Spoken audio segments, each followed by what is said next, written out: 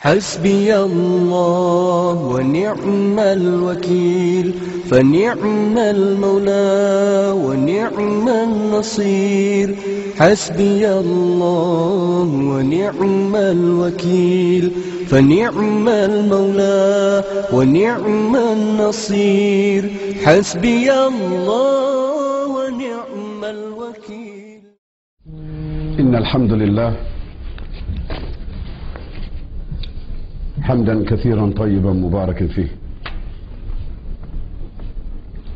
الحمد لله والصلاة والسلام على رسول الله صلى الله عليه وسلم وعلى آله وأصحابه وأزواجه ومن والاه، وبعد، فإن أصدق الحديث كتاب الله، وخير الحدي حدي محمد صلى الله عليه وسلم، وشر الأمور محدثاتها وكل محدثة بدعة وكل بدعة ضلالة وكل ضلالة في النار. أيها الأخوة الكرام وأخوات السيدات، السلام عليكم ورحمة الله وبركاته.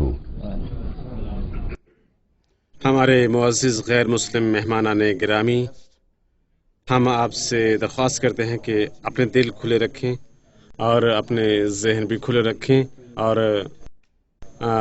اثر قبول کریں ہمارے ذہنوں اور اس موضوع کے حوالے سے جس کا ہم تذکرہ کر رہے ہیں، اور آپ اس سے روشنی موصول کریں جامعاتی اور اخلاقی معلومات، اور جس میں آپ ترمیم کرتے ہیں غالباً موضوعی کیفیت یہ کہ میڈیا کی وساطت سے تمام دنیا متاثر ہوئی ہے اور بدقسمت غلط نظریہ اور اسلامی مسلمانوں سے متعلق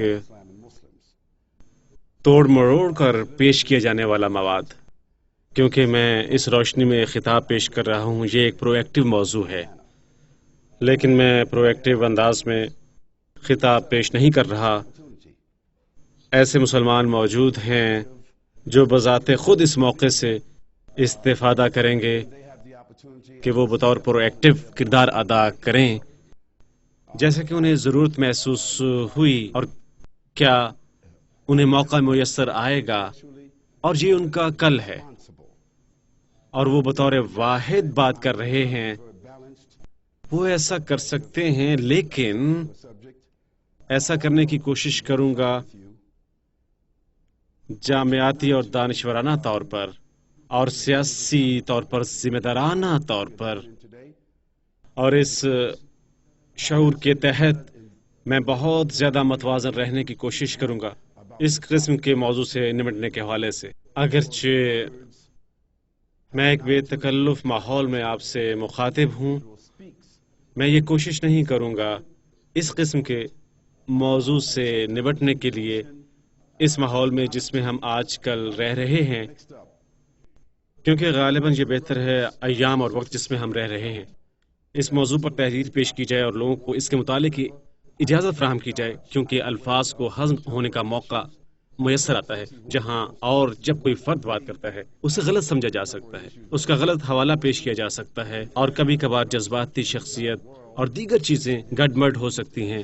لیکن کیونکہ یہاں موجود بھائی اور بہنیں محسوس کرتے ہیں کہ یہ وہ موضوع ہے جس کے بارے میں وہ چاہتے تھے کہ اسے زیر بحث لاؤں، میں ہم اثر مسائل کے طور طریقوں سے سراسیمہ نہ ہوں اور نہ ہی انہیں فریب دینا چاہتا ہوں، اور بے شک یہ مسئلہ یہ ایک اہم ترین مسئلہ ہے جس کا تعلق مسلمانوں سے ہے، اور اس کے ساتھ ہی یہ پوری دنیا سے بھی متعلق ہے، کیونکہ اسے غلط فہمی پیدا کرنے کے لیے استعمال کیا گیا ہے اور توڑ مروڑ کر پیش کیا گیا ہے، اور غلط فہمی اور اسلام اور مسلمانوں اور اقدار کے بارے میں مسلمانوں اور غیر مسلموں سے دریافت کر رہا ہوں کہ سوال اور جواب کا لمحہ بھی آتا ہے جس میں مہذب طریقے سے روبہ عمل ہوا جاتا ہے،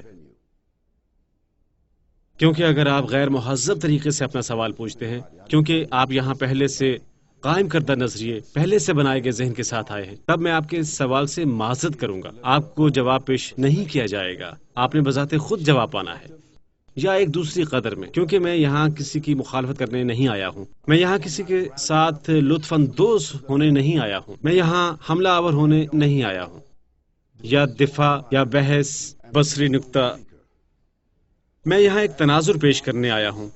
اگر آپ تناظر کی قدر کرتے ہیں مسلم پوزیشن کے حوالے سے، بہتر ہے اگر میں دنیاوی طور پر آپ میں سے کچھ مسلمانوں کے لیے کافی نہیں ہوں۔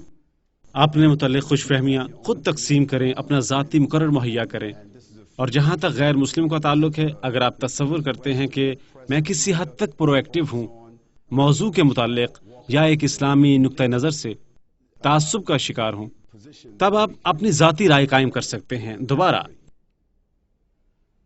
یہ ایک آزاد ملک ہے، یہ آزاد مغربی میڈیا ہے جہاں تک اس کا تعلق ہے،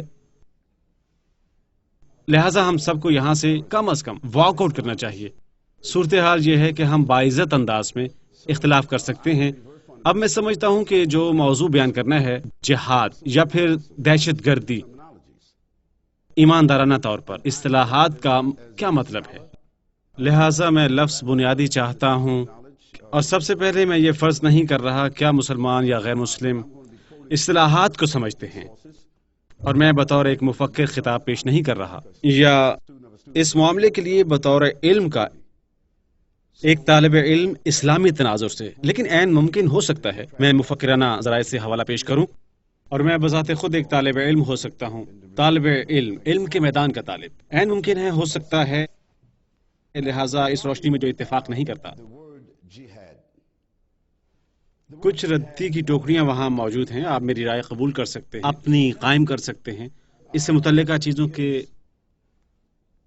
خانے میں رکھ سکتے ہیں اگر آپ سوچتے ہیں یہ کافی ہے۔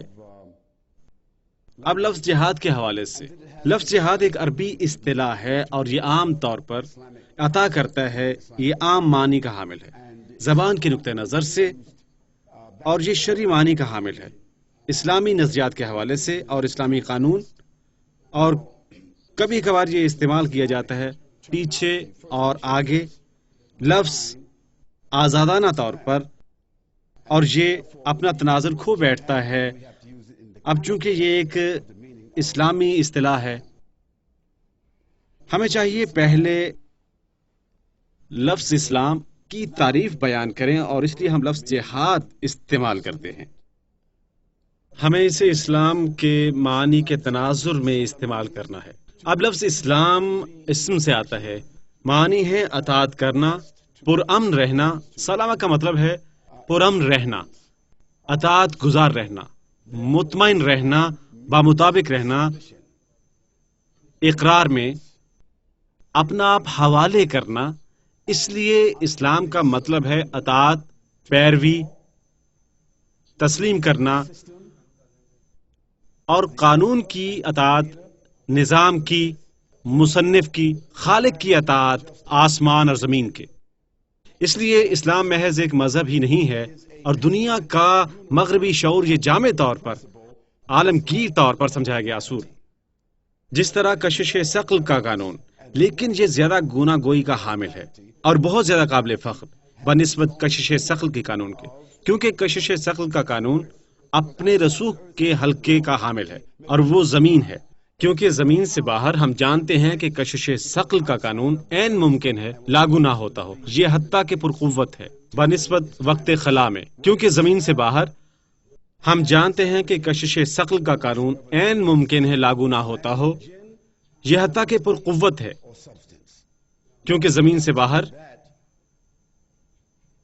ہم خود میں وقت کو زیر غور لاتے ہیں، وقت ختم نہ ہونے والا، جبکہ اسلام اپنے اطلاق کا حامل ہے، جہاں پر ان کی وجود پذیری انسان یا جن، وقت یا خلا یا مادہ، اب اگر آپ سمجھ سکتے ہیں کہ اس کا مطلب ہے کہ کون کلی تخلیق بطور ایک قانون توثیق کرتی ہے جس کی تصنیف کی گئی مصنف کے ذریعے، کائنات کے، آسمان اور زمین کا خالق، وہ ہستی جو عبادت کے لائق ہے اور جس کے علاوہ کسی کو تسلیم نہ کیا جا سکتا ہے یا اطاعت نہیں کی جا سکتی، اور یہ اسلام کا بنیادی تناظر۔ اب ایک مسلمان ایک ایسا فرد جو یہ عہد کرتا ہے کہ وہ سر تسلیم خم کرے، اطاعت میں، ہم آہنگی میں، بمطابق اس قانون جو ظاہر ہو چکا ہے الہامی طور پر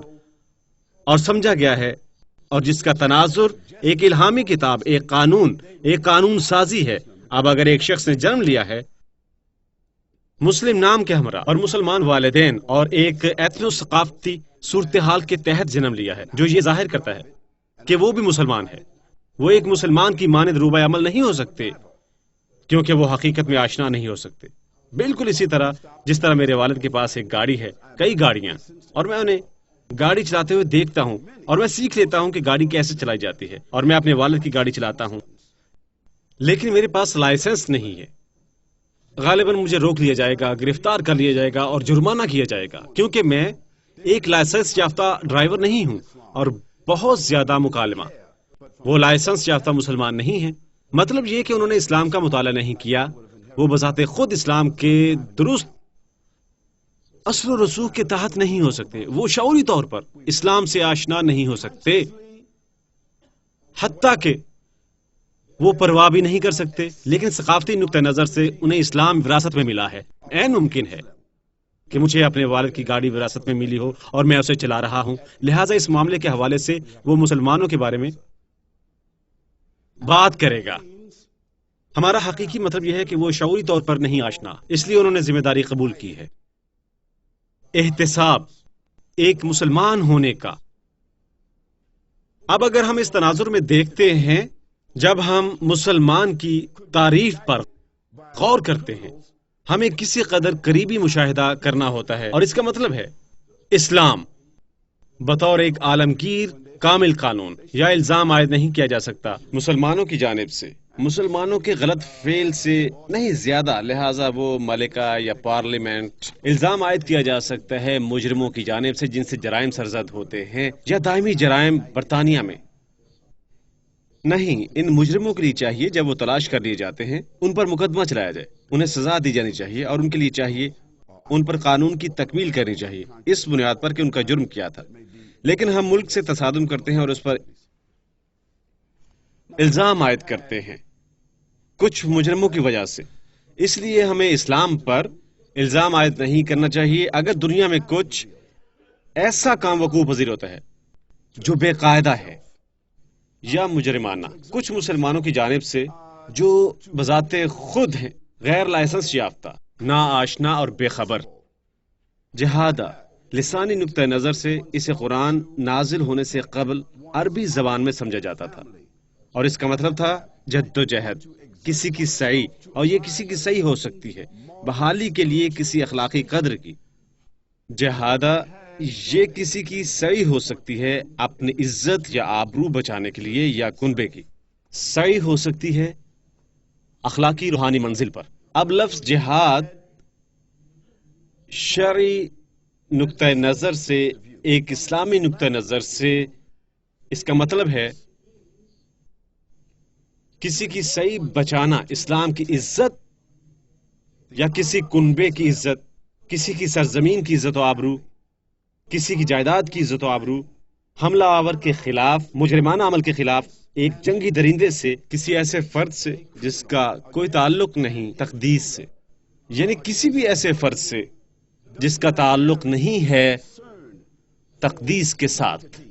لہذا اللہ سبحانہ و تعالی قرآن میں تذکرہ فرماتا ہے وَتُجَاهِدُونَ فِي سَبِيلِ اللَّهِ بِأَمْوَالِكُمْ وَأَنفُسِكُمْ، اس نے فرمایا کہ تم لوگ اجتماعی طور پر مراد مسلمان جہاد کرو، یعنی اپنی افواج اکٹھی کرو، اپنی قوت اکٹھی کرو، اپنے وسائل اکٹھے کرو، ایک ٹھوس لائن قائم کرو، ایک ٹھوس محاذ قائم کرو، کیا کرنے کے لیے؟ رفع کرنے کے لیے، تنسیخ کرنے کے لیے، بطور مالک عمل کرو، اور تقدس اور بزرگی کی حفاظت کے لیے،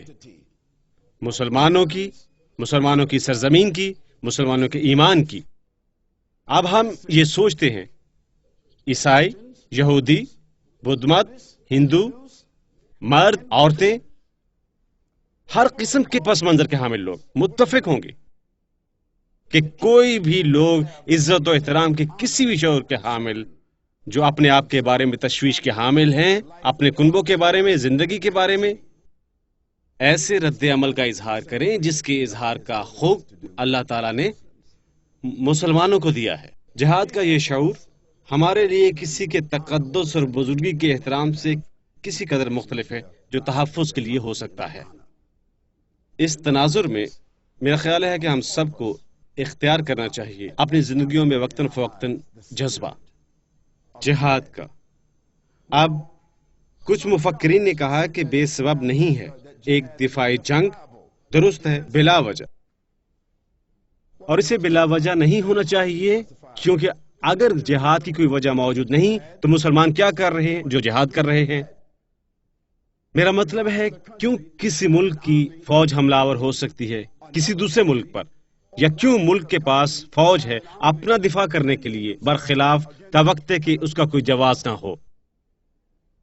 دنیا میں کوئی ایسا ملک نہیں جو اسے بلا جواز سمجھتا ہو کم از کم فوجی طاقت کو بڑھانا، ان کی جارحیت کی وجہ سے اور ممکنہ جارحیت دوسروں کی آج کی دنیا میں۔ اس لیے کوئی سوال نہیں ہونا چاہیے کہ مسلمان اپنی سرزمینوں میں، اپنی سرحدوں میں بذات خود وسیع فوج کے حامل ہونے چاہیے، اور وہ وسیع فوج دفاع کی حقدار ہونی چاہیے اپنے لوگوں کے، ان کے اعتقادات کے، ان کی سرزمین کے، جس طرح کوئی اور ہوتا ہے۔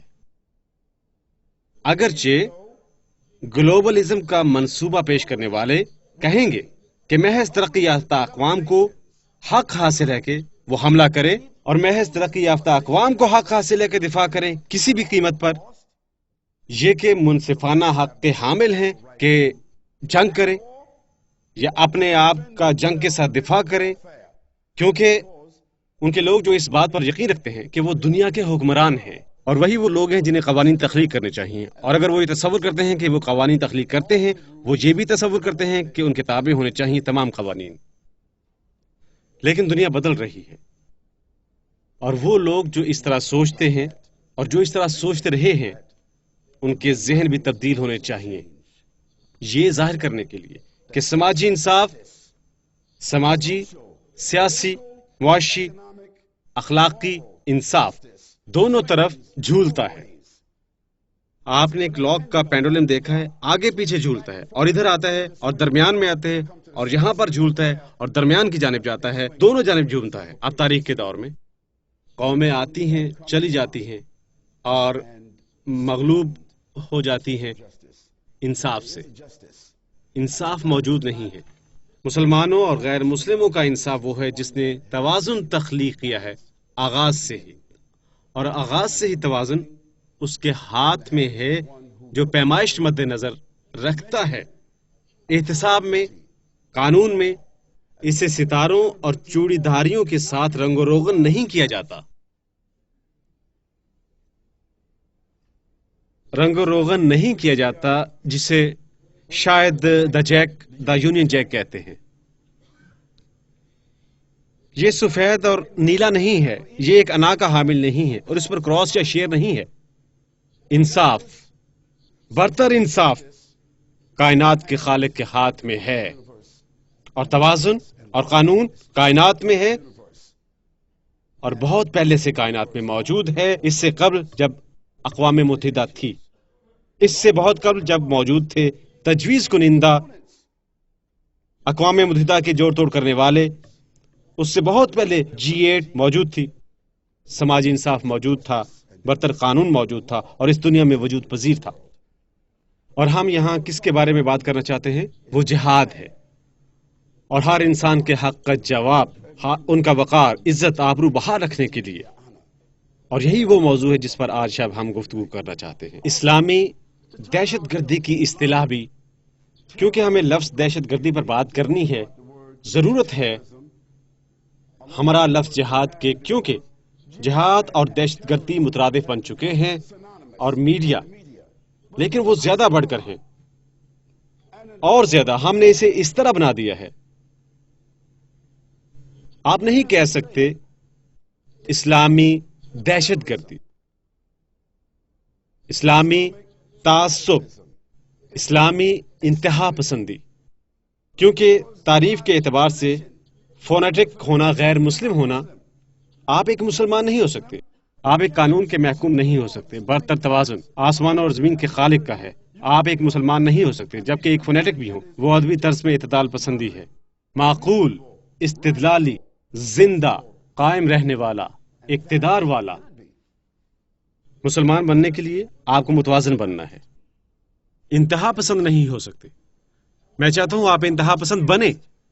آپ نے اسلام ازم کو آلودہ کر دیا ہے، لہذا یہ کہنا اسلامی انتہا پسندی اور اس سے بھی بڑھ کر اسلامی تعصب اور اس سے بڑھ کر اور یہ کہنا اسلامی دہشت گردی، حتیٰ کہ اس سے کہیں بڑھ کر ہے. کیونکہ دہشت گردی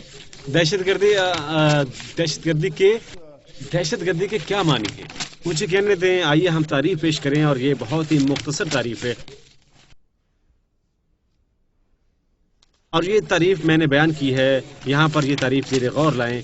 انگریزی ڈکشنری میں تعریف آپ جس ڈکشنری کا چاہیں انتخاب کر سکتے ہیں، جو بھی آپ چاہیں. غیر قانونی استعمال یا خوفزدہ یا دہشت زدہ کر دینے والا استعمال، طاقت کا یا تشدد کا کسی شخص کے ذریعے یا منظم گروہ کے ذریعے، بشمول حکومتیں، لوگوں کی جائیدادیں دھماکے کرنے کے ارادے سے، یا معاشروں کو لان تان کرنے کے لیے، یا حکومتوں کو اکثر منطقی یا سیاسی وجوہات کی بنا پر. اب آپ اپنے آپ سے کہہ سکتے ہیں کہ ایسا محسوس ہوتا ہے جیسے کچھ افراد انہوں نے دہشت گردی کو استحکام بخشا ہے، اور دنیا میں مختلف حصے وہ کہیں گے کہ ہاں ایسا ہی ہے. ٹھیک ہے، آپ درست ہیں، یہ ایسا ہی ہے. آئیے میں آپ کو ایک فہرست عطا کرتا ہوں کچھ گروہوں کی جنہوں نے دہشت گردی کی بنیاد رکھی ہے تاریخی طور پر. میرا مطلب ہے قبل اس کے کہ فلاں کے چکر میں پڑیں اوباما، قبل اس کے کہ ہم اس واقعے پر غور کریں جو 11 ستمبر کو منظر عام پر آیا تھا، قبل اس کے کہ ہم ان لوگوں کا تذکرہ کریں جو خود کو اڑا دیتے ہیں یہاں یا وہاں. یہ تمام انفرادی کارروائیاں جو لوگوں کو گوانتانامو بے خلیج لائیں، فاضل کیمپ، ایکس رے، قبل اس کے کہ ہم ان تمام معمولی واقعات کی جانب رجوع کریں، یہ سب پینٹ شدہ دکھائی دیتے ہیں. مسلمان، اسلامی جنگجو، قاعدہ بالفاظ دیگر جو ہاں. اس سے پہلے کہ ان تمام اصطلاحات کو زیر غور لائیں، آئیے ہم کسی قدر تاریخ کا مطالعہ کرتے ہیں. کیا کچھ تاریخی واقعات موجود ہیں جن کا تعلق ہم ان سے جوڑ سکتے ہیں؟ اب میں ایک مرتبہ مزید پڑھ سکتا ہوں کہ میں نے ان تاریخی واقعات کو پڑھا. آپ مجھے بتا دیں اگر میں کسی مقام پر راستے سے بھٹک جاؤں، غیر قانونی استعمال یا دہشت زدہ کر دینے والا استعمال، طاقت کا یا تشدد کا کسی شخص کے ذریعے یا منظم گروہ کے ذریعے، باشمول حکومتیں، لوگوں یا جائیداد کے خلاف دھمکانے کے ارادے سے لان تان کرنے کے لیے، یا حکومتوں پر اکثر منطقی یا سیاسی وجوہات کی بنا پر. آئیے ہم افریقی غلاموں کی تجارت کا آغاز کرتے ہیں، جس میں کیتھولک چرچ، پروٹیسٹنٹ چرچ، امریکہ، عظیم برطانیہ، جرمنی، فرانس، ان سب نے بے دخلی اور قومی حیثیت نیست و نابود کرنے میں شرکت کی. 50 ملین سے زائد انسان 300 برس کے دورانی کے دوران 300 برس کے دوران، میں نے کہا 50 ملین، میں نے 3000 نہیں کہا، میں یہ کہتا ہوں 50 ملین 300 برسوں کے دوران، سب یسوع کے نام پر، سب ترقی کے نام پر، سب مغربی تہذیب کے نام پر، یہ کہ سب تقدیس کے نام پر، کہ وہ کہیں بھی انسان نہ تھے، وہ محض جائیداد تھے جنہیں پریشان کیا جا سکتا تھا اور تجارت کی جا سکتی تھی. میں نے کہا 50 ملین. آپ میرے ہمراہ پٹری پر چڑھ رہے ہیں. لنڈا امریکن انڈینز کی بے دخلی لوگوں کے ایک گروہ کے ذریعے جو اس قدر متکبر تھا، یہ کہ اگرچہ انہوں نے کرسٹوفر کولمبس کو انڈیا روانہ کیا تھا لیکن وہ شمالی امریکہ جا پہنچا، جسے اب ہم اس کے تکبر کے ساتھ پکارتے ہیں. وہ ہنوز ان لوگوں کو پکارتے ہیں انڈین اور آج تک وہ انڈین پکارتے ہیں. اگرچہ انڈین دنیا کے دوسری جانب ہیں اور وہ ہنوز اس سرزمین پر قبضہ جمائے بیٹھے ہیں جو انہوں نے لوگوں سے زبردستی حاصل کی تھی. ان لوگوں کو بے دخل کیا، ان کے ماحول کو آلودہ کیا، اور آج وہ لوگ ایسی زندگی گزار رہے ہیں جو کسی بھی انسان کے لیے ایک المیے سے کم نہیں. اس بر اعظم پر جو شمالی امریکہ کہلاتا ہے، انہوں نے میکسیکو میں کتنے لوگوں کو بے دخل کیا؟ 4.5 ملین. آئیے ہم نیچے کی جانب حرکت کرنا جاری رکھتے ہیں. ہسپانوی حملے کے بارے میں کیا خیال ہے؟ اور پرتگالی جنوبی امریکہ پر اب چرچ کے نام پر اور ہنوز چرچ کے نام پر، جہاں پر انہوں نے بے دخل کیا، آلودہ کیا، بدعنوان بنایا اور قومی حیثیت نیست و نابود کی، اور ایسا کرنے کا عمل جاری و ساری ہے حتیٰ کہ آج تک، جہاں پر انہوں نے جبرن قتل عام کیا 7.8 ملین لوگ 120 برس کے دوران، اور ہنوز جنوبی امریکہ پر قابض ہیں. ان کے تعاون کے ساتھ، ان کے چرچوں کے ساتھ، ان کی مشنریوں کے ساتھ، ان کے نظام کے ساتھ. کیا خیال ہے ان حملوں کے بارے میں جرمنوں کے جنوبی افریقہ پر، اور حال ہی میں ایک قابل رحم نظام میں جکڑے ہوئے جہاں پر جنوبی افریقہ کے لوگ، وہاں کے باشندے، جنوبی افریقہ کے حقیقی باشندے، انہیں کتوں سے بھی کمتر تصور کیا جاتا ہے، حتیٰ کہ آئینی طور پر وہ انسان بھی نہ تھے. اور جہاں پر ایک بھائی نیلسن منڈیلا، جس نے 27 برس گزارے کیونکہ وہ کھڑا ہوا اور کہا، اور 27 برس بعد دنیا نے کہا بہت ہو چکا، اور انصاف نے ایک مختلف سمت جیتی، اور وہی شخص جیل سے باہر آیا صدر بننے کے لیے جنوبی افریقہ کا. اس پس منظر میں کتنے لوگ مارے گئے؟ 11.2 ملین. مجھے یہاں پٹری پر چڑھے رہنے کی ضرورت ہے، یہاں پر ریکارڈ محفوظ رکھیں. آئیے ہم 27 ملین کے بارے میں بات کرتے ہیں، اہل جنوبی افریقہ جو مکمل طور پر بے دخل ہوئے تھے اور آج بھی بے دخل ہیں. اگرچہ نئی حکومت قائم ہو چکی ہے، وہ ہنوز بے دخل ہیں.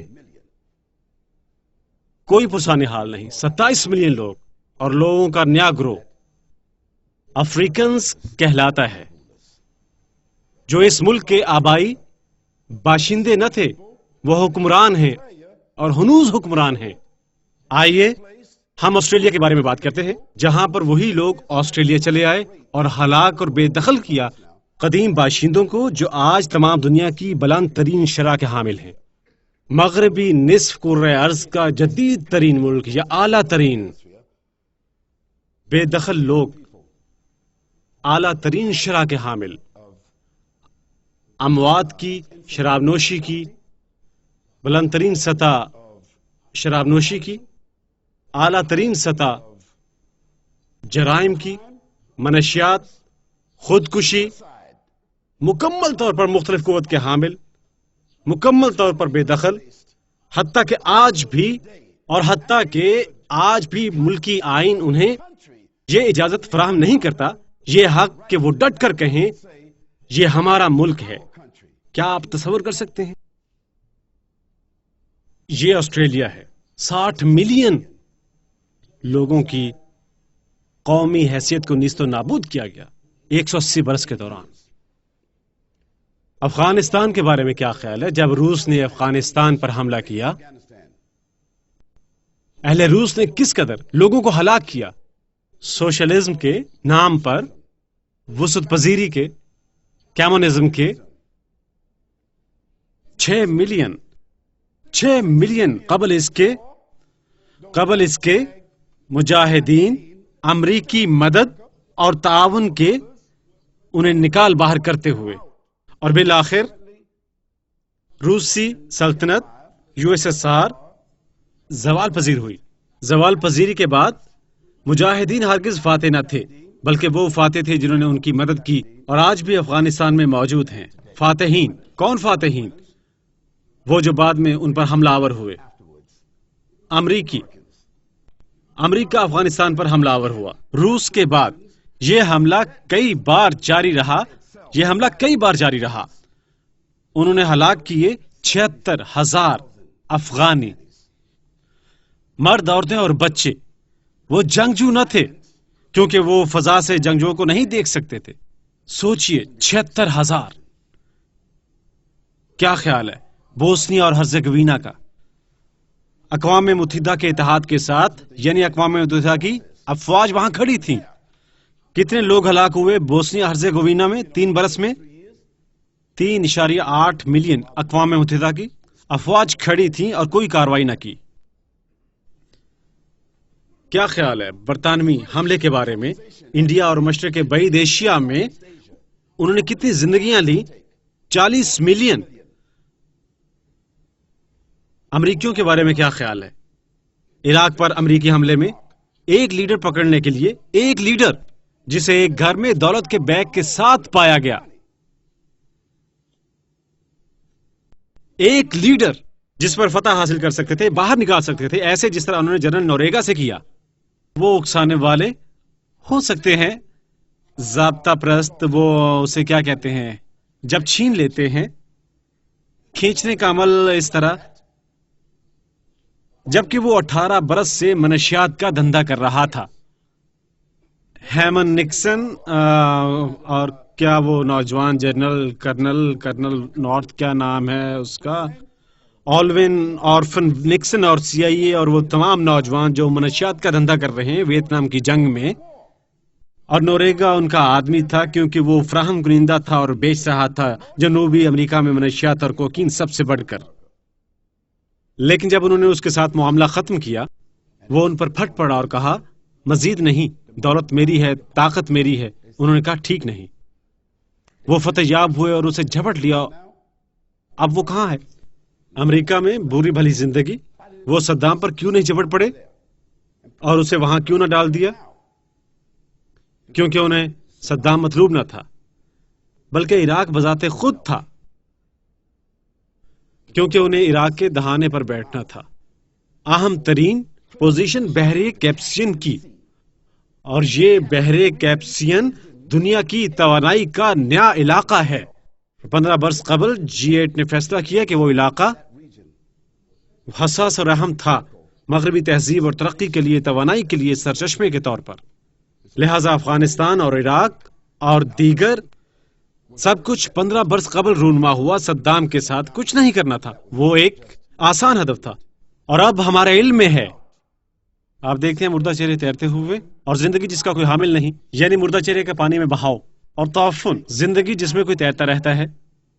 اب ہمارے علم میں آتا ہے کہ وہاں تباہی پھیلانے والا کوئی ہتھیار نہ تھا. وہ اب بھی تلاش کر رہے ہیں، لیکن انہوں نے تسلیم کیا ہے وہاں ایسا کچھ نہیں ہے، اور وہ اس بارے میں معذرت خواہ ہیں، لیکن ہمارا وہاں جانا بلا جواز نہ تھا. ٹھیک ہے، کتنی جانیں لی گئیں اور یہ مارکا آرائی کتنی دیر تک جاری رہی؟ یہ محض 34 دن جاری رہی. دراصل اس مارکے میں کتنی زندگیاں گئیں؟ 51,000 زندگیاں. اور ان زندگیوں کے قریب تر جو امریکیوں نے ویتنام کی جنگ کے دوران گنوائی تھیں 7 برس کے دوران.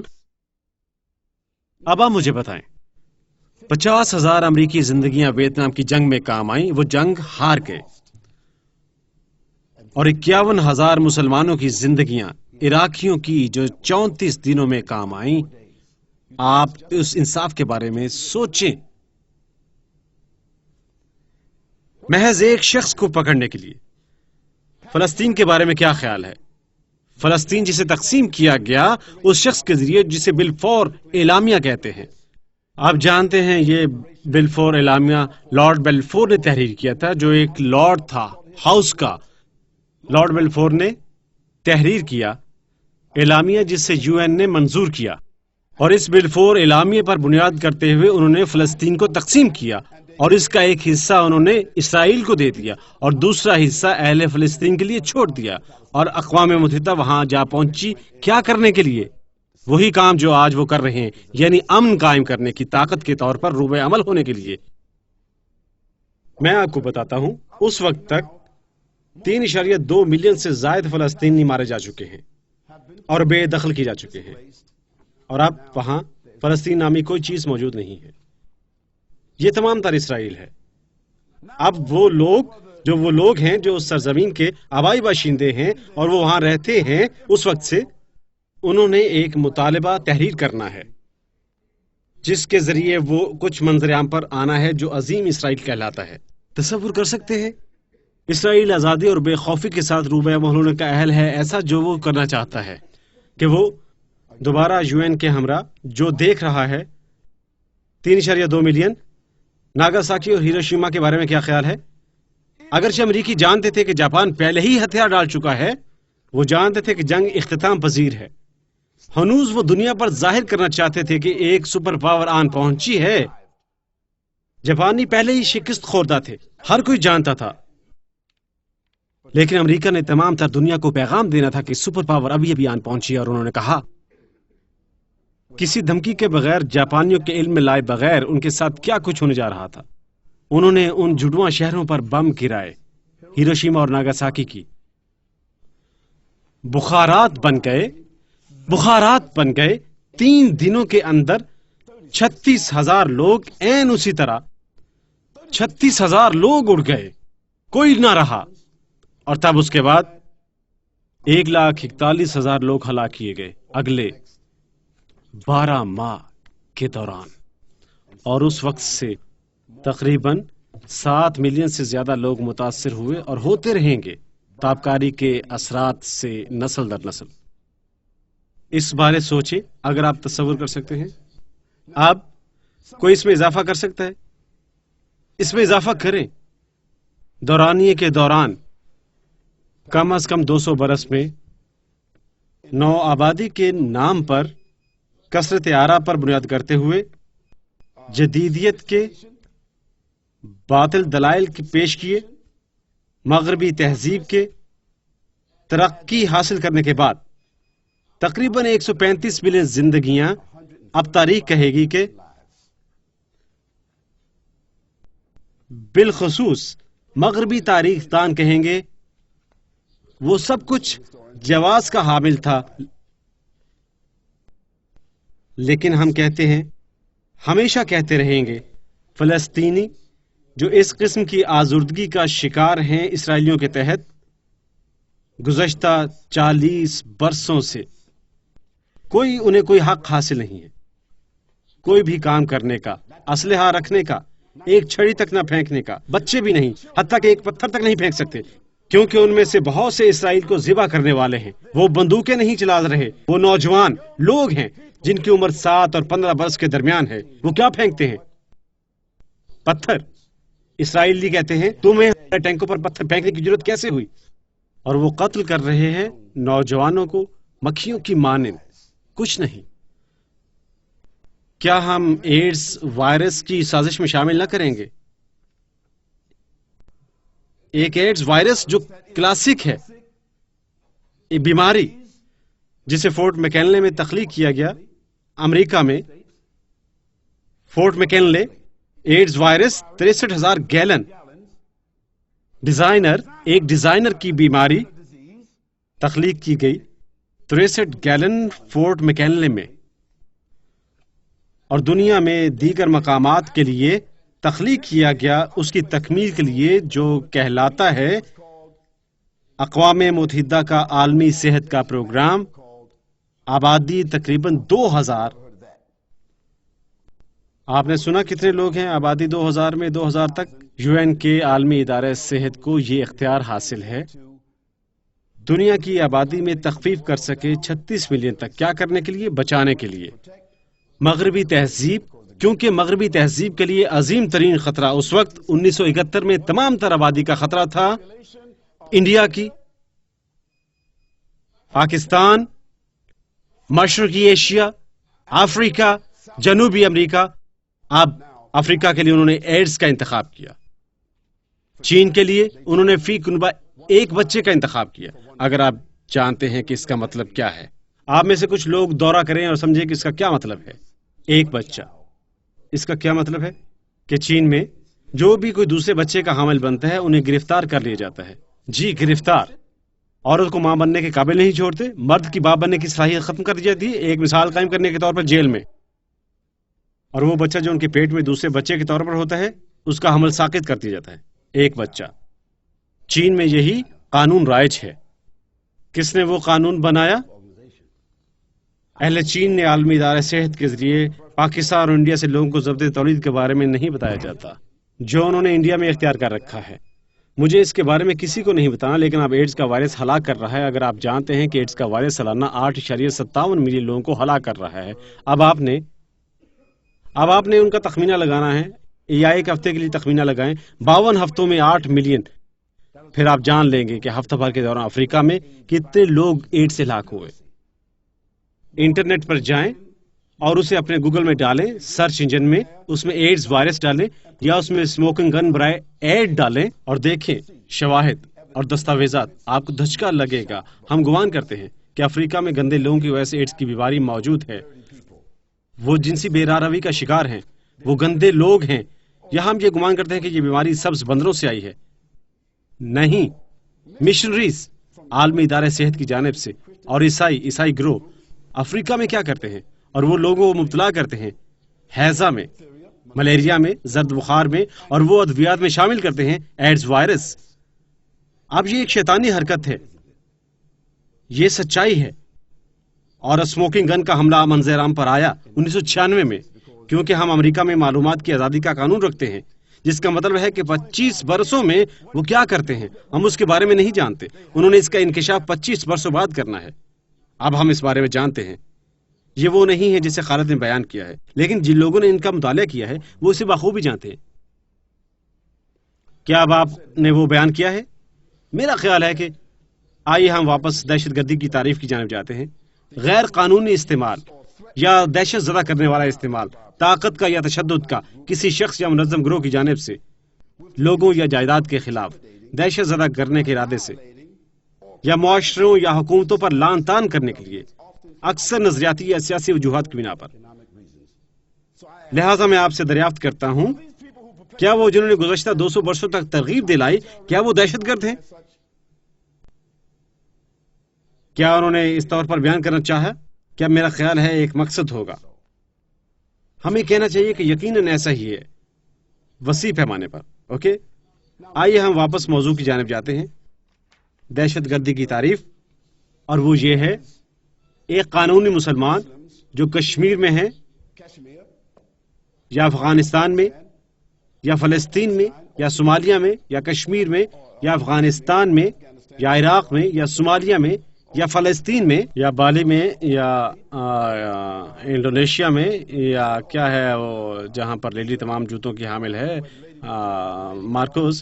مارکوس فلپائن میں، کوئی بھی مقام جہاں مسلمان بے دخل ہیں۔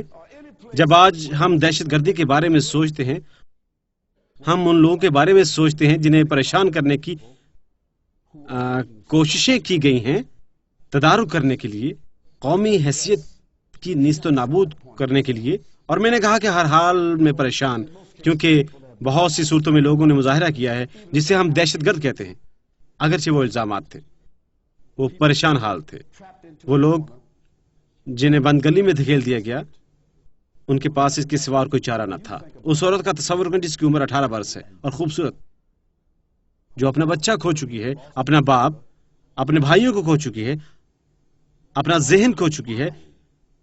وہ سوچ سکتی ہے کہ واحد کام جو وہ کر سکتی ہے ان لوگوں کو واپسی اشارہ بھیجے جو اس کے مجرم ہیں۔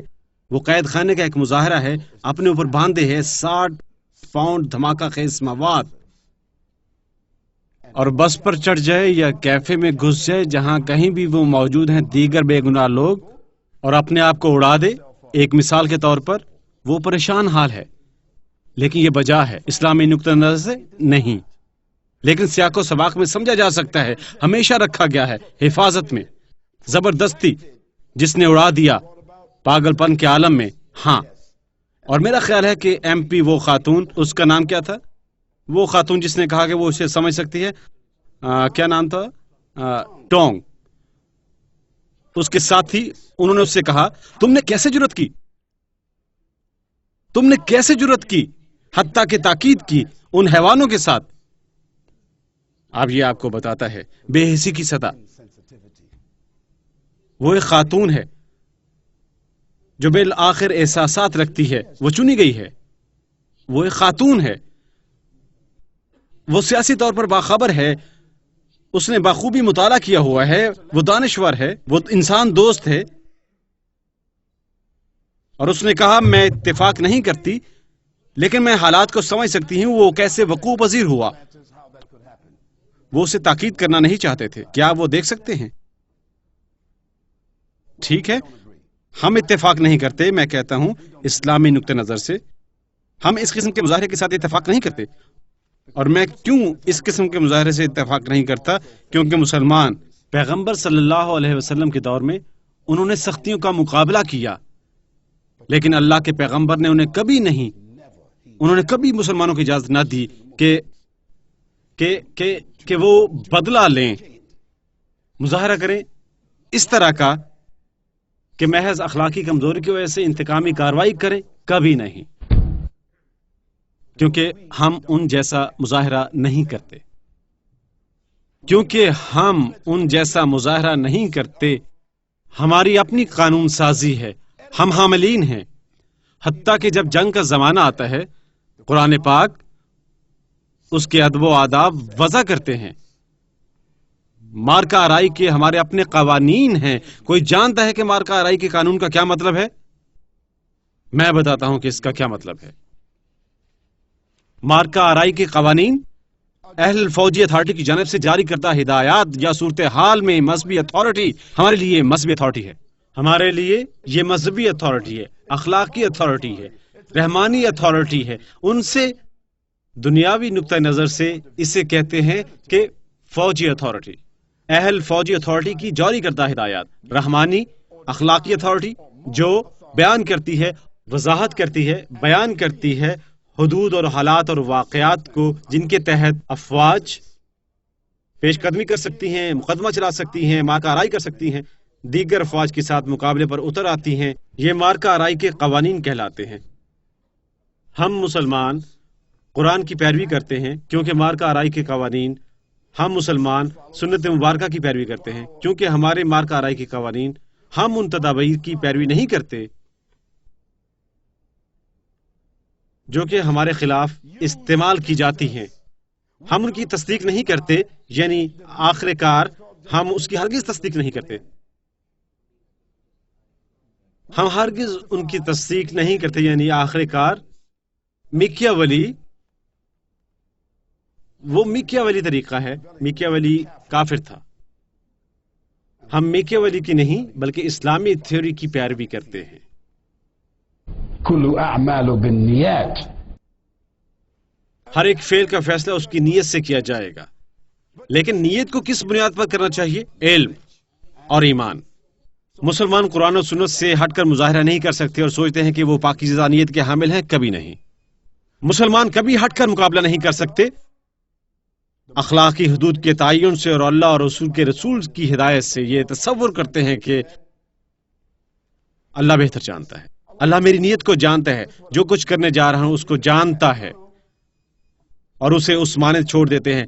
نہیں، نیتوں کو ترتیب دیا جاتا ہے قانون کی بنیاد پر، اور جب مسلمان قانون کی حد سے بالاتر ہو کر مظاہرہ کرتے ہیں، قرآن کا قانون اور سنت مبارکہ قانون، سرزمین کے قانون کو فراموش کر دیتے ہیں۔ بنی نوع انسان کا واحد قانون ملکی قانون ہے، لیکن کائنات کا قانون اللہ سبحانہ کا قانون ہے، ہم اس سے ہٹ کر مظاہرہ نہیں کر سکتے۔ لہذا اس لیے اگر اسلام اور قرآن پاک ہمیں حق بجانب قرار نہیں دیتا، طاقت کے استعمال کے لیے، انتقامی کارروائی کے لیے، اور اگر پیغمبر کی سنت مبارکہ ہمیں اجازت نہیں دیتی ان تمہیدوں کے ذریعے جنہیں استعمال کرنے کا ہم فیصلہ کرتے ہیں، اس لیے ہم مجرم بن جاتے ہیں۔ اگرچہ اس کو سیاق و سباق میں دیکھا جا سکتا ہے، اس کو جو ہمارے خلاف استعمال کیا گیا ہے اس کا ظہور جذبات کے ذریعے ہو سکتا ہے، سیاسی شرائط کے ذریعے، لیکن ہم اس کی پیمائش نہیں کرتے۔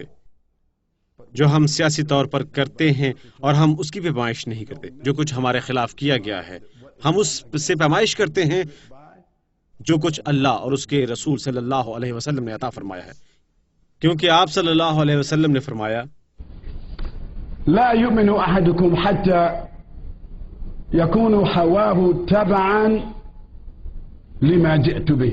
أو كما قال رسول الله صلى الله عليه وسلم. Yes. پیغمبر صلی اللہ علیہ وسلم نے فرمایا تم میں سے کوئی بھی مسلمان نہیں ہو سکتا، ایک حقیقی ایمان والا نہیں ہو سکتا حتیٰ کہ تم اپنے ہوا لاتے ہو۔ ہوا کیا ہے؟ ہمارے خیالات، ہمارے جذبات، ہمارے احساسات، ہمارا یقین کامل تبعا لما جئت به. اس کے عین مطابق ہو جو کچھ میں لایا ہوں۔ وہ کیا لائے؟ وحی کی دو چیزیں، قرآن پاک اور سنت مبارکہ۔ لہٰذا مسلمان جذبات استعمال نہیں کر سکتے انتقامی مظاہرے کے لیے اور کہیں یہ اخلاقی کمزوری ہے، سیاسی، سماجی، جغرافیائی، معاشی یا جس قسم کا بھی معیار ہے۔ اب ہم نے قرآن کی پیروی کرنی ہے اور پیغمبر کی۔ اب چونکہ جہاد کا مسئلہ ایک اخلاقی مسئلہ ہے جبکہ دہشت گردی غیر اخلاقی ہے۔ اخلاقیات سے کیا مراد ہے؟ اخلاقیات ایک خصوصیت ہے مطابقت رکھنے کی ہمارے معیارات کے، حقوق اور اچھے اتوار، اور اللہ تعالیٰ قرآن میں فرماتا ہے وعملوا الصالحات در حقیقت إلا الذين آمنوا. وہ جو ایمان والے ہیں، اس سے کیا مراد ہے؟ وہ مطابقت میں مظاہرہ کرتے ہیں ان معاہدوں کی جو انہوں نے اللہ کے ساتھ کیا ہے۔ سبحان اللہ. إلا الذين آمنوا. وہ لوگ جو ایمان والے ہیں، لیکن اس کا مطلب ایمان والے نہیں ہیں، کیونکہ ایمان امانت ہے، کیونکہ ایمان امانت ہے، اور امانت ایک اعتماد، امانت معاہدہ ہے، امانت ایک معاہدہ ہے جو ہم نے اللہ تعالیٰ کے ساتھ کیا ہے۔ So إلا الذين آمنوا means ماں سوائے وہ جو حامل ہیں، جو امانت سے عین مطابقت رکھتے ہیں اعتماد کے معاہدے کے ساتھ، معاہدے کے ساتھ جو ہم اللہ سبحانہ سے رکھتے ہیں، ہم اسے ایمان کہتے ہیں۔ وہ قرآن پاک اور پیغمبر کی سنت مبارکہ کی پیروی کرتے ہیں وعملوا الصالحات. اور ان کے افعال صالح ہوتے ہیں۔ صالح کیا ہے؟ کیا ہے صالح؟ يصلح صالح means توازن لاتا ہے، اچھائی، خوبصورتی، فائدہ۔ لہذا وہ عمل خوبصورتی، مطابقت اور خوشحالی لاتا ہے، اور دہشت گردی یہ کچھ نہیں لاتی۔ لہذا ہم نہیں کہہ سکتے کہ دہشت گردی محض ایک اخلاقی کمزوری ہے، تب اسلام دہشت گردی اس قسم کی کوئی چیز نہیں ہے۔ اخلاقیات، نیک اور پارسا اتوار، ایک ضابطہ یا درس یا اخلاقی عمل اور فعل کی خصوصیت جو اپنی اچھائی لاتی ہے ایک مظاہرے کے مطابقت، حق قبول کردہ معیار کے ساتھ۔ اب غور کریں، لاک نے کیا کہا؟ مغربی ہم اصل فلسفیوں میں سے ایک تھے، اس نے کس کے بارے میں کہا؟ اخلاقیات کے۔ میں یہ سوچنے پر مجبور ہوں کہ اخلاقیات مظاہرے کی صلاحیت رکھتی ہے۔ اس کا مطلب ہے کہ اس کا لازمی مظاہرہ کیا جانا چاہیے، یہ تصوراتی نہیں ہے۔ لوگوں کی اخلاقی ذمہ داریاں اور ان کے سماجی کردار اور اخلاقیات۔ فرانسس بیکن نے کہا اخلاقیات کا اختتام مہیا کرنا ہے استدلال کی تابعداری کے لیے دوستانہ جذبات، قانون حملہ کرنا نہیں یا اس کی بے حقانی کرنا نہیں ہے۔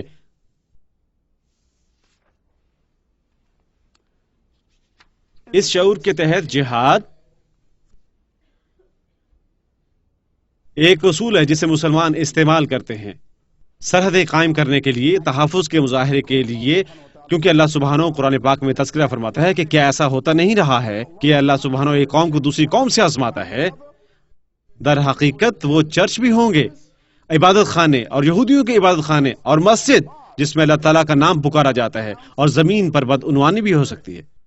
ان خوبصورت آیات مبارکہ پر غور کریں، اللہ نے مسجد کا تذکرہ پہلے نہیں فرمایا، کیا اس نے ایسا کیا ہے؟ اس نے فرمایا چرچ، عبادت خانے اور یہودیوں کے عبادت خانے۔ اللہ سبحانہ دیگر مقامات کو بھی تقدس اور بزرگی کی عطا فرماتا ہے، اور وہ مقامات جہاں پر اللہ کا نام کا ذکر کیا جاتا ہے، کیا اس نے ایک بندے کو دوسرے بندے سے نہیں آزمایا؟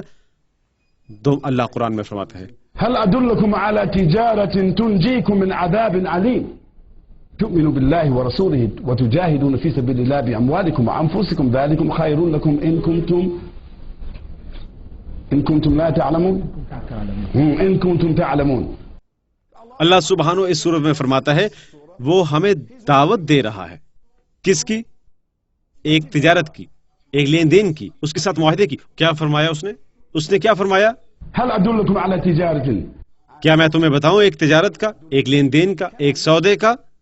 ایک معاہدے کی جانب جو تمہیں شدید سرزنش سے بچا سکتی ہے، جو واقعی تمہیں شدید سرزنش سے بچا سکتی ہے، مطلب ہے سزا سے، خلاف ورزی کی وجہ سے۔ دیکھو یہ کیا ہے؟ تؤمن باللہ، تم اللہ کے ساتھ ایمان کے حامل ہو، اللہ کے ساتھ اپنا معاہدہ بحال رکھو، ایمان باللہ، وتجاہدون تؤمن باللہ ورسولہ، اور اللہ اور اس کے رسول کے ساتھ جڑے رہو، اور قرآن اور سنت کے مبارکہ وتجاہدون فی سبیل اللہ، اور قرآن اور سنت مبارکہ کے ساتھ مطابقت رکھو۔ اور یہ تم کیا کر رہے ہو؟ اور یہ کہ تم تیار رہو اپنی زندگی نچھاور کرنے کے لیے، مصائب جھیلنے کے لیے، قربانی دینے کے لیے، جنگ کرنے کے لیے، عزت و آبرو کی دفاع کے لیے، سرزمین کی، جائیدادوں کی، تمام انسانوں کی، محض مسلمانوں کی نہیں، تمام انسانوں کی۔ کیونکہ آج یہاں کمرے میں موجود غیر مسلموں کو بتانے دیں، کیا آپ ایک بہت محدود طرز میں سوچ سکتے ہیں؟ مسلمانوں نے دریافت شدہ دنیا میں حکومت کی 8ویں صدی سے 15ویں صدی تک، اور انہوں نے ہر ایک انسان کا دفاع کیا، اور اس روئے زمین پر ہر ایک حکومت کا برخلاف خلاف ورزی، بد اخلاقی، اور انہوں نے کامیابی کے ساتھ ایسا کیا۔ کتنے برسوں تک؟ 700 برس، 70 نہیں، 200 نہیں۔ امریکہ کے معاملے میں سانپ ریاستیں عظیم برطانیہ کے معاملے میں نہیں، 700 برس تمام دنیا پر، ہر جانب برونائی سے، ہر جانب تا انڈیا، ہر جانب تا کیریبین، ہر جانب تا قطب شمالی۔ لوگ جانتے تھے کہ وہ ایک مقام سے دوسرے مقام کی جانب حرکت کر سکتے تھے، اور اگر کوئی بد اخلاقی یا خلاف ورزی ہوتی، انہیں جو کرنا تھا وہ تائید کرنی تھی، اور خلیفہ کو پکارنا تھا، اور خلیفہ کو اپنی فوج روانہ کرنی تھی، اور خلاف ورزی کرنے والوں کو لانا تھا، اور معاملہ فوری طور پر رفع دفع کرنا تھا۔ یہ اس وقت کی بات ہے جب مسلمان اپنے جسم پر سر کے بل تھے۔ بدقسمتی سے ہم میں سے بہت مظاہرہ برائے مظاہرہ کر رہے ہیں، لیکن اب سر جسم پر موجود نہیں ہے۔ یہ ایک اور سازش ہے، لیکن ہم دعا کرتے ہیں کہ ہمارا جہاد ہونا چاہیے، ہمیں اللہ سبحانہ کے ساتھ جوڑنے کے لیے، اور اس کے پیغمبر صلی اللہ علیہ وسلم کے ساتھ، اور یہ کہ ہم اپنا سر واپس اپنے جسم پر لانے میں کامیاب ہو جائیں، اور جب سر جسم پر واپس آئے ہم شرافت لائیں گے، دوبارہ اس دنیا میں مسلمانوں کو شناخت عطا کریں گے، اور تب ہم اس جسم کو دیگر اجسام کی جانب حرکت دیں گے، حتیٰ کہ یہ ایک اسلامی ریاست بن جائے گی، اور وہاں پر مسلمانوں کے لیے انصاف ہوگا، اور وہاں پر دنیا کے لیے انصاف ہوگا۔ میری خواہش ہے کہ میرے پاس زیادہ وقت موجود ہوتا، لیکن اس قسم کا موضوع، اس کی طاقت اور قوت، لہٰذا میں نے اس کے ساتھ کسی حد تک انصاف کیا ہے، اور میرے بیانات نہیں بنے موضوعی یعنی ذاتی۔ اگرچہ میں ایک مسلمان ہوں، لہٰذا میں موضوع کے بارے میں کسی قسم کے تعصب کا شکار ہو سکتا ہوں، لیکن میں نے اپنا کام امید افزا طور پر، جامعاتی طور پر، اخلاقی طور پر ایک متوازن انداز میں سر انجام دیا ہے، اور میں نے ان لوگوں کے بارے میں جو کچھ بھی بیان کیا ہے جنہوں نے خلاف ورزی کی اور گزشتہ 2 برسوں کے دوران دہشت گردی کا ارتکاب کیا، اسے مجھ سے حاصل نہ کریں۔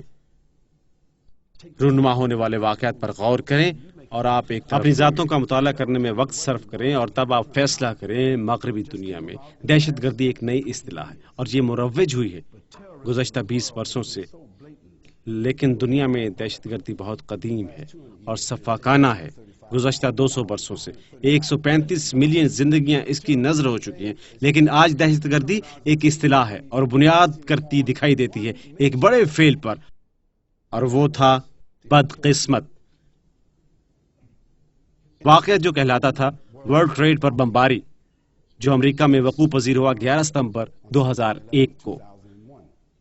جہاں پر میں نے جنم لیا وہاں سے 2.5 میل دور، اس سے 2.5 میل دور میں پیدا ہوا تھا، اور ستم ظریف ہی ہے کہ یہ 3000 اموات میرے ذہن میں ہیں، ان میں سے 618 لوگ یعنی 5واں حصہ مسلمان تھے، لیکن کسی کو ان کی پرواہ نہیں۔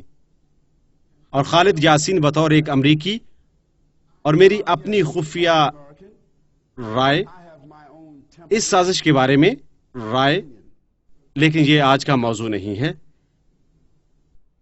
لہٰذا میں آپ سے پوچھتا ہوں آپ کے سوالوں کے حوالے سے، کیا آپ پوچھ سکتے ہیں؟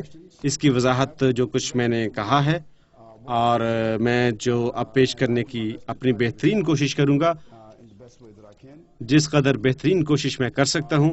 اور بھائیوں اور بہنوں یہ ذہن میں رکھیں، یہ ایک ایسا موضوع ہے کہ 136 نیوز ایجنسیاں روزمرہ کی بنیاد پر اس کا احاطہ کر رہی ہیں۔ 2748 سے زائد یونیورسٹیاں اس بارے میں اپنی رائے کی حامل ہیں، اور لاکھوں لوگ اس بارے میں بات کر رہے ہیں، اور لہذا خالد یاسین ممکنہ طور پر 55 یا 60 منٹ میں زیادہ کام نہیں کر سکتا، ماں سوائے ایک تناظر پیش کرنے کی، اور یہی کچھ کرنے کی میں نے کوشش کی ہے، ایک تناظر پیش کرنے کی کوشش۔ بے حد شکریہ۔ سبحانك اللهم وبحمدك ونشهد ان لا اله الا انت